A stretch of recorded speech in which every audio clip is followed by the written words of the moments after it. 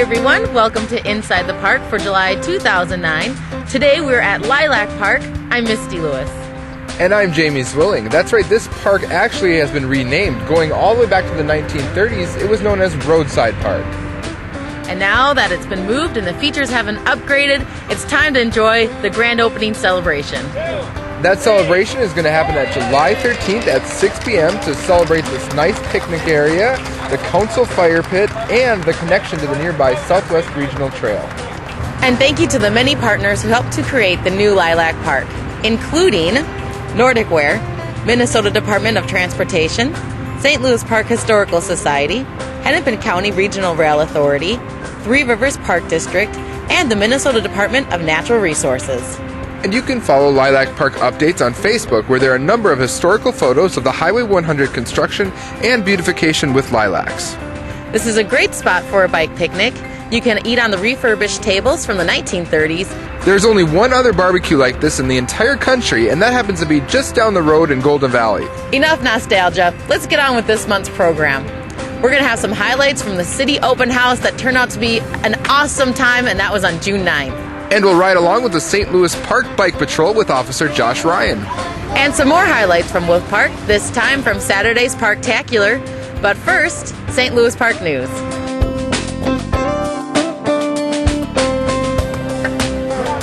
St. Louis Park native Al Franken is the newest senator from Minnesota. The Minnesota Supreme Court ruled in his favor last month, declaring him the victor in the 2008 U.S. Senate race. Our senior senator, Amy Klobuchar, came to the West End to talk about the new fiber law she introduced to the United States Senate. To bring some common sense and some efficiency to this process, I'm introducing legislation with Senator Mark Warner of Virginia to require that federally funded transportation projects include the simultaneous installation of broadband conduit.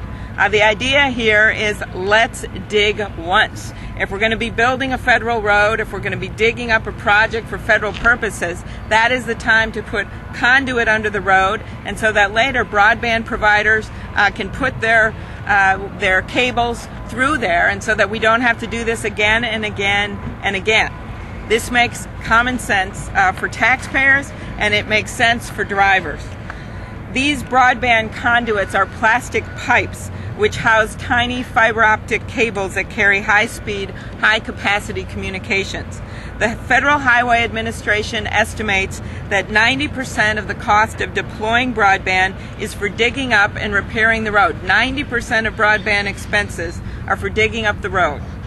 Installing broadband conduits the first time around would add only a modest cost on top of the overall construction budget. But it would save a great deal, not just in dollars, but also in driver inconvenience and aggravation by avoiding the need to dig it up again.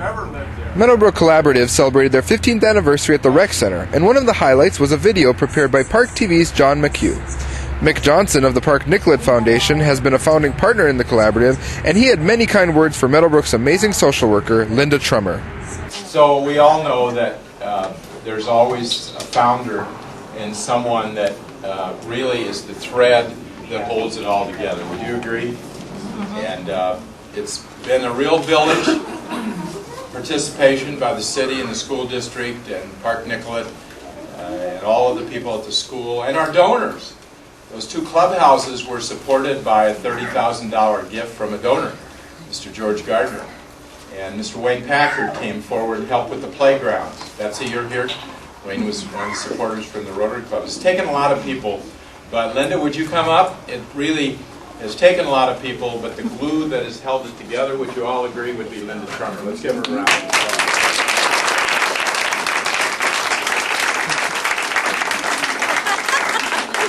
What are some words that come out when you think of Linda and what she's done? Just say the words. Passion. Passion. Amazing. Amazing. Persistent. Persistent. Loyal. Kindness. Kind. Kindness. Devotion for the kids. Yeah. The reason I wanted to do this is really to have it be a tribute to all the people who have done so much to make the Meadowbrook Collaborative a success over the past 16 years.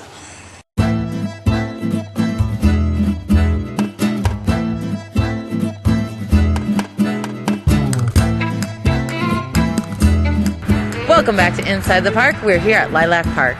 The city refurbished these WPA project tables from the 1930s, and there are also other amenities here, and we're right off the Southwest Regional Trail. Now let's take a look back at the first ever city open house that occurred on June 9th. Every city department participated, and residents could learn about the city in fun, interactive ways. The city's first ever open house was held at the Rec Center and Wolf Park in June, and by all accounts, very successful. The event was a relaxing and fun venue to give St. Louis Park residents an inside look at many of the city departments and what they're able to provide for everyone who lives or works in the park. My name is Minnie, and my mom just heard of the event, like the open house, and there's never been an open house here, and we got really excited, so we just went. Excellent. So what have you seen so far?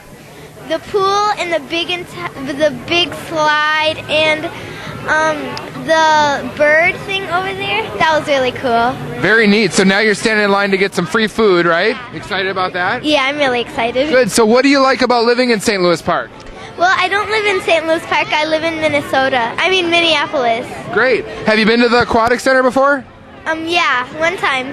Great. Well, make sure and come back all summer, all right? Okay, thank you. Thank you.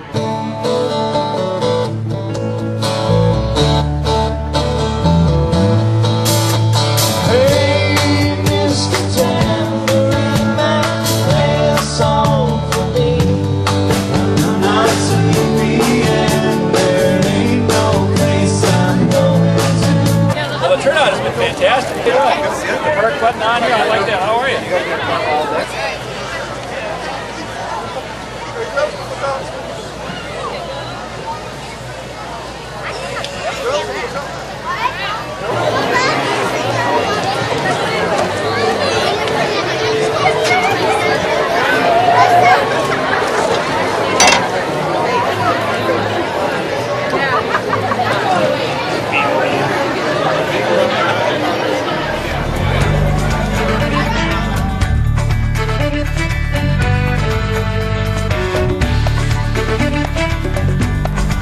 Hi, I'm Misty Lewis here at Lilac Park, and behind me is the 75-year-old Beehive. Now, this historical structure has been refurbished, so come on down and make your own memories.